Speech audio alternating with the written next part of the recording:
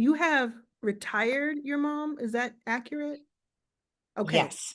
So first of all, how old were you when you did that? And can you say how old she was when you did that? Yes. So I just retired my mom. I'm 38, and I had the conversation with her on her 75th birthday, which is a lot older for a lot of people to Yeah. retire. Yeah. But in my community, retirement wasn't something that was brought up. It was kind of like you work until you die. Hmm. Um, that's just it. You're a hard worker and you work until you die. There's Social Security, which never covers expenses. So she's always done something. And she even took out of her 401k just to put me through college. So she borrowed against her 401k to put me through college. So there was this unsaid agreement, at least I took it as, well, Mm, I'm the insurance policy and I'm the retirement plan. mm. And I just started thinking about it about 3 or 4 years ago. So that's how long this plan took to actually take place. I thought either I could save for my mom's retirement, which is just not going to happen. You can't save your way to hundreds of thousands of dollars. It's not really that possible. Yeah. And so then I thought, well, I could just use what I've learned for myself and put it towards my mom. And that's what I did. So what does that mean? Take us through just So a that, little bit of that. yeah, so that means one, having an actual conversation, right? And so a lot of us, we think about our parents as, the person above us, the ones who've always made the decisions. But in this conversation, and when you start thinking about taking care of the people you love, the roles get a little flipped and you want to approach it in a very respectful way. And so I did too. I said, your body isn't keeping up with your desire. You Mm, are worn down. We have tried therapy. You have monthly massages. Like, we are doing all the things. You need to stop. You're doing too much. And she's like, but can I stop? And I said, I planned for this. So I started managing her 401k and retirement years ago. mm. And and she also got married, right, later on in life. Yeah. So then I had to deal with grown up woman wanting to cash out her retirement for this beautiful one day affair, Hmm. which is okay for some, but also not okay if you don't have a lot of retirement, right? Yeah, It's because a little bit. essentially you would be responsible for her if she needed money after that. And so I understand. I know that, like, I was thinking about what would happen if that was my mom and she would do whatever that she wanted to do. I'll start with that. But it would be a conversation first because I would say, okay, you can do that, but I'm going to be the one who has to replenish that. So what are we doing here? What are we going to call this? Yeah, yeah, Exactly. It's just like two grown-ups having a conversation. yeah, So even yeah, then I had a conversation. I was like, so what we're not doing is liquidating everything. yeah. And I said, I'm not going to tell you. I'm going to let you do what you want to do, but I'm going to keep a certain set aside. And thank God I did. And Mm, that just completely blew it out the water. So when we later had a conversation now, I created an Excel sheet. I said, let's just say you've got 30 years where we have to figure this out. And this is how much you're currently making. I will contribute like 40%, and your investments will contribute another. You're old enough where you have to take distributions, right? Because there's a minimum distribution requirement once you reach a certain age. She's been having to do it, but I just never did it. I was like, no, no, we need to yeah, save it. yeah. And so that's what we did. We created a schedule. And so for a lot of people, when they have this conversation, it ends up being their hard earned money. Mm, But the way I advocate it is, if you can think about it like a couple years in advance, well, then you can start making investments with that in mind. Like right now, we just acquired a rental property, right? I'm a really big investor, right? So we just acquired a rental property yeah, this month, yeah. just like security You're deposit came in addicted this to it. week. You're addicted to it. I can see It's it. weird. It is though. It's like I can see money it. growing when I'm doing nothing. Like, I Mm, just took a trip to Europe and I actually calculated how much money my investments grew while I was away doing beautiful things with my life. yeah. And it grew like $8,000 in 5 days. Like, what the hell? I didn't do nothing. I didn't show up. I didn't. So it is addictive because once you understand the power of it, so now it's like, okay, we have this rental property and the tenant's paying and we're getting like, maybe, I don't know, it's nothing crazy. It's like 1,300 a month plus. That 1,300 a month, I'm gonna take it and put in an account for my kids. Mm-hmm. So it's like, but that's not my money. Like, it's my money now, but I didn't technically work for it. And when we sell it later, it's gonna grow up in $300,000. And I just don't understand how it works, but it does, like gravity. You don't understand how it works, but you use it. You're Yeah, happy it's it does. like the internet. Yeah. I So don't understand how it works. speaking of that, how does someone who's watching this say, well, I want to do what you just said? How do they learn about? Like, how did you learn to do this? So I started by just educating myself. I didn't really have a lot of money to make mistakes. I gave myself an allowance of mistake money, which at the time was like 500 bucks. I said, if this grows, then I know we're onto something. If I lose it, it's going to suck, but it's also not going to make or break the quality of my life like Mhm, forever. So mhm, I had a little bit of pocket money set aside, and then I took courses and I read. And I also, at the time, there weren't people who looked like you and I doing this, right? There's Warren Buffett, there's all the, quite frankly, older white dudes. But mhm, in my head, I thought money doesn't really see color in that way. Like, it's really interesting.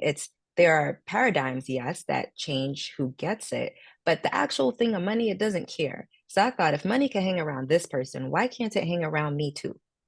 Right? mhm. I just have to learn what they learned and what to do with it because I don't actually have to ask permission from anyone to invest this, right? You got to ask permission at work. You got to ask permission. I don't know if you have an editor and you're writing a book, you have to ask a permission, all this permission stuff. But when it's your money, you Yep, you actually you are the decision maker of what to do yep. with it. So all I had to do was figure out, well, what am I doing with this money? And then I educated, I read, and that's why I had an education. I created an investment education company because it was very hard in the beginning.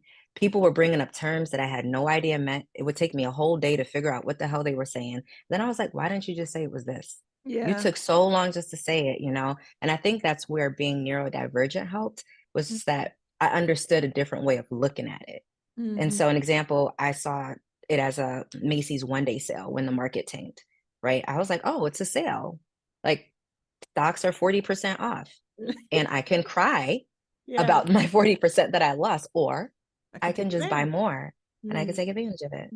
So that's mhm. how I am with it. And that's how people I recommend you start. You put a little aside and then you get educated. If you don't get educated, you have no advantage. Then Yeah, you're just like everybody else. yeah. That's what I say about the Your First Million Live passes. Sometimes they'll do sales and stuff, and someone will say, I already paid the full amount. Do I get the sale? And it's not, well, no, it's a sale. Use the sale to bring your people in. Mhm, Yeah, it absolutely. just made me think of that. So that's so interesting. So you do have a course, and I met some of your students, and they are all just popping, doing their thing. Um, so did the course make you money, or did you have the course just to have something on the side? So the course was a side hustle. And I always tell people, some people want to just quit things and go straight into main hustle. But I'm an advocate of have a side hustle. And when the side hustle makes more than the main hustle, the side hustle becomes a main hustle. And then Yes. the main hustle becomes a side hustle. And then there's no more main hustle from the past. So that's what happened. I had a social media agency, and that's how I was making my bread and butter. And Mhm, it so happened that I started talking about ownership over consumption. mhm, And as I was in the social media agency, landscape, I kept thinking, like, I hate that people are spending all their time on social and not engaging. But mhm. then again, I also own Facebook, which owns Instagram, and I also own LinkedIn at the time they were publicly traded.